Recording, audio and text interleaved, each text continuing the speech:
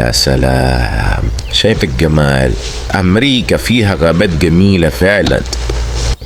فعلا الغابات دي جميلة وهادية، بس بيقولوا الهدوء مش حلو في الغابة. ايه الصوت ده؟ كأني الصوت بس سمعته في فيلم، وكان فيلم رعب. بقول لك ايه، انت قريت كويس على الغابات دي وحيواناتها؟